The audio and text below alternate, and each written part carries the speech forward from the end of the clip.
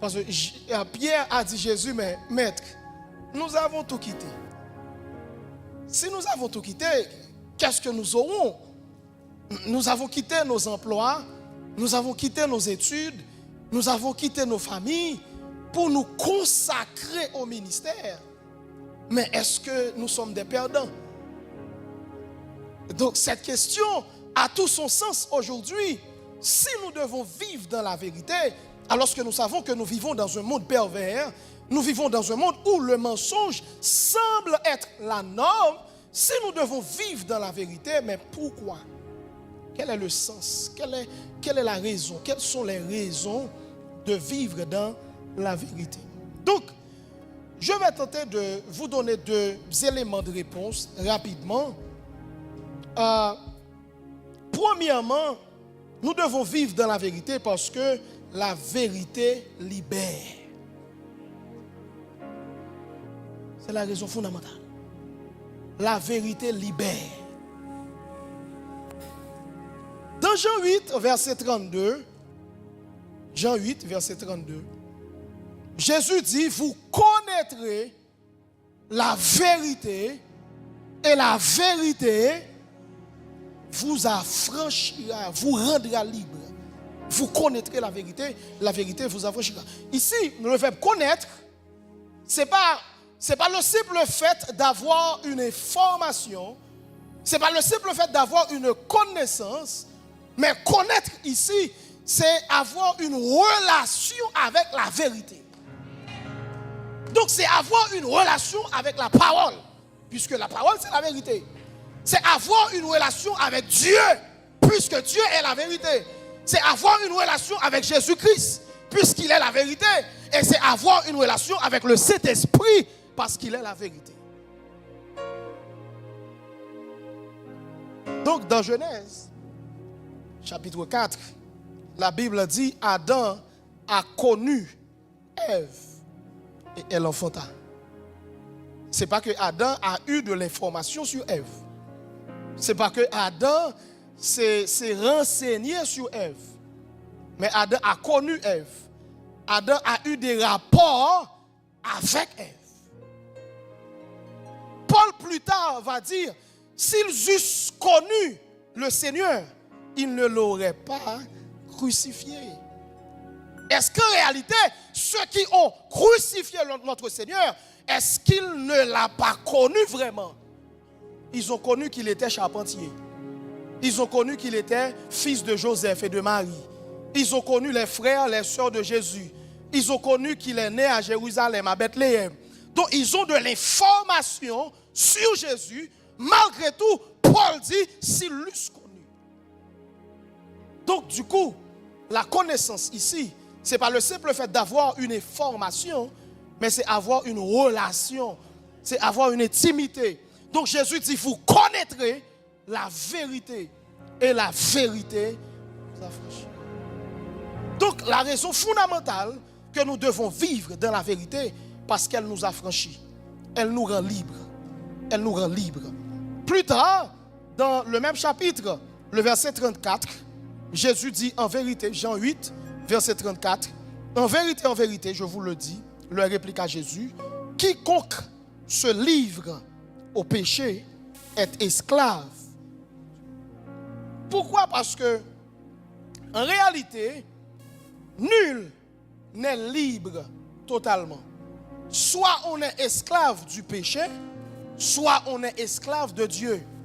La Bible, dans le Nouveau Testament, utilise le mot grec doulos. Nous sommes des esclaves, nous sommes des disciples. Il utilise ce mot-là. Donc c'est pour dire que nous ne sommes pas totalement libres, mais nous avons cette liberté en Jésus-Christ qui nous rend libres du péché, qui nous rend libres de la mort, qui nous rend libres des conséquences des péchés. Donc, ce que j'espère vous enseigner ce soir, c'est que Satan règne sur les humains à travers 3 éléments fondamentaux. À travers 3 éléments. Et vous allez comprendre l'importance de la déclaration de Jésus dans Jean 8, 32, quand Jésus dit, vous connaîtrez la vérité et la vérité vous affranchira. Donc c'est parce que Satan règne à travers 3 éléments, dans 3 dimensions de manière générale. Donc Satan règne. Premièrement, Satan règne dans l'ignorance. Est-ce que ça va? Satan règne dans l'ignorance. Lorsque nous sommes ignorants, lorsque nous ne connaissons pas la vérité, lorsque nous ne connaissons pas la parole, donc Satan domine, Satan règne. La Bible dit, mon peuple périt faute de connaissance. Parce que nous avons l'autorité pour pilonner Satan, mais Satan, c'est lui qui nous détruit. Quand il nous détruit, c'est parce que nous ne connaissons pas nos droits. Est-ce que quelqu'un entend ce que je dis? Quand je connais mes droits, je ne me laisse pas faire. Quand je connais mes droits, je ne me laisse pas piétiner. Quand je connais mes droits, je ne me laisse pas mener. Donc c'est moi qui règne, c'est moi qui domine, c'est moi qui pilote l'ennemi.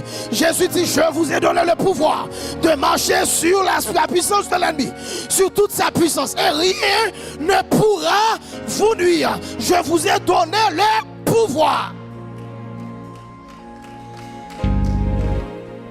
Et c'est pourquoi il est plus facile de voir une salle remplie quand il y a un mouvement au lieu qu'il y a l'enseignement de la parole. Quand c'est l'église biblique, quand c'est l'étude biblique, on peut compter les fidèles sur les doigts de la main. Quand c'est un mouvement de délivrance, tout le monde cherche la délivrance. Parce que Satan sait que la vraie victoire, c'est dans l'enseignement de la parole. C'est dans la connaissance de la parole. C'est dans la relation de la parole. Donc si vous développez une intimité avec la parole, vous serez...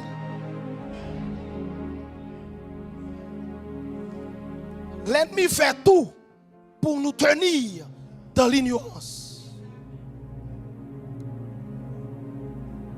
Il y a un monsieur aux États-Unis qui dormait sous les ponts. Ici, on dirait c'est un SDF. Il dormait sur les ponts. Il arrive que ses parents lui a légué de grandes richesses. Mais s'il n'était pas au courant que ses parents lui ont légué de grandes richesses, alors qu'il dormait sous un pont. On a affiché son nom dans les journaux. Mais un SDF ne lit pas les journaux. Mais c'est un jour, il était dans un restaurant pour prendre un café, pour veiller qui rentre, qui sort, pour demander, pour quémander. Et c'est là, un des serveurs l'a remarqué et a vu son visage sur un journal. Il s'est rapproché de lui et puis lui a fait assis. Et puis c'est là qu'il commence à lui parler, et il prend le journal pour lui dire, regarde, on est à la recherche. On te cherche. Où étais-tu depuis tout ce temps? On te cherche. Quelqu'un qui est millionnaire, comme il ne savait pas qu'il a de grandes richesses, il dorme sous un pont.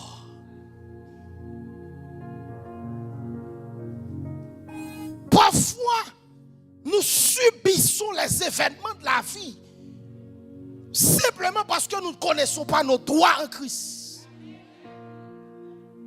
Il y a des choses que nous pouvons réclamer de Dieu. Il y a des choses que nous pouvons discuter avec Dieu.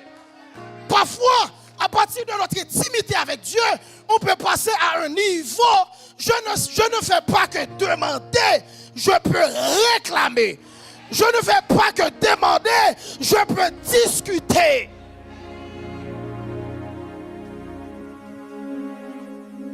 Parfois, dans ma relation avec le Seigneur, je dis, Seigneur, si tu ne fais pas ceci, je ne peux pas faire cela. Il y a certaines choses que Dieu est obligé de faire. Je ne peux pas faire le ministère sans ma famille. Seigneur, si tu ne fais pas ceci, moi, je ne peux pas faire cela. Je discute avec Dieu. À un certain moment, Moïse dit, Seigneur, nous ne déplaçons pas si toi personnellement. Si toi personnellement. Dans certaines situations, ce n'est pas un ange Dans certaines situations, ce n'est pas Michael. Dans certaines situations, c'est Dieu le Père, Dieu le Fils, Dieu le Saint-Esprit qui doivent descendre.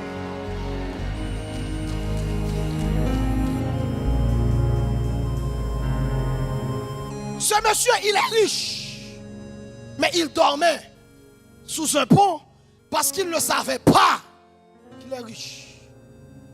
Donc Satan nous tient dans l'ignorance pour nous dominer. Et c'est pourquoi je vous invite à participer de l'enseignement biblique de votre assemblée. Ne cours pas après les délivrances. La délivrance, ce n'est pas un prophète. La délivrance, ce n'est pas une déclaration. La délivrance, ce n'est pas parce qu'on vous impose les mains. La délivrance, c'est votre relation avec Dieu. Une fois votre relation avec Dieu est établie, au moment fixé, Dieu peut agir.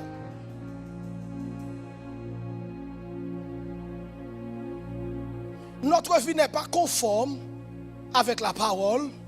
Et puis on pense que vivant dans l'adultère, vivant dans l'impudicité, comme un prophète me pose les mains, je vais être délivré. L'étape trop facile. L'étape trop facile. L'étape trop facile. Nous devons servir Dieu fidèlement. Et lui, il s'en charge.